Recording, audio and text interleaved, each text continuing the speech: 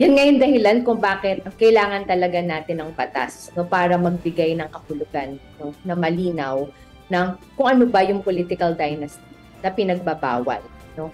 Sang-ayon sa ating konstitusyon, nakasaad yan sa Article 2, Section 26 na dapat bawal talaga ang political dynasties. Pero matagal na panahon na yung mga hakbang, no, para tiyakin na may kahulugan ito at may maayos na implementasyon upang maiwasan ito, ay nananatili talaga na walang galaw. Kumbaga hindi talaga gumugulong.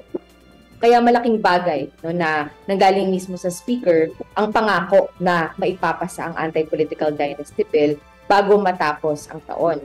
Ngunit ang pangako na yan dapat natin bantayan. No, kasi sa matagal na panahon, pinakita din ng kasaysayan na yung mga Paul dynasties din yung humaharang, kumbaga, na magkaroon ng genuine reform dito sa anti-political dynasty.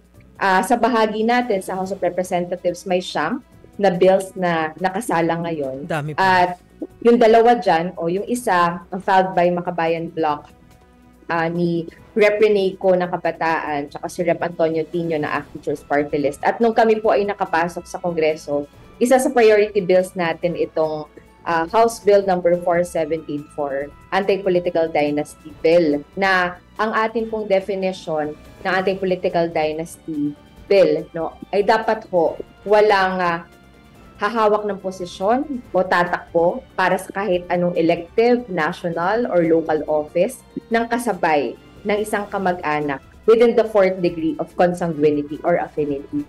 So yung relationship po by blood or yung relationship by marriage within the fourth degree, no, kumbaga wala po talaga sa immediate family members at yung mga close relatives within the fourth degree ang dapat kasabay na tumatakbo o humahawak ng posisyon. Pinagbabawal din po natin yung kumbaga magkasunod sa isang posisyon, yung kamag-anak, no, within dito sa prohibited na civil degree. No, kaya yan yung isa na dun sa, no, kumbaga, tinodo na natin, hindi lang second degree, hindi lang third degree, no, pero hanggang fourth degree po ng consanguinity and affinity. Dapat bawal po na tumakbo ng sabay o magkasunod. Aba, edi ang daming mawawala niyan sa Senado. Pero, Kong, gaano kalaki na yung nakuha ninyong suporta diyan po sa mga kasamahan ninyo sa Kongreso? Dahil sabi nga po ninyo, yung mismong mga involved sa political dynasty yung humaharang, hindi rin naman natin maikakailan na marami-rami yan.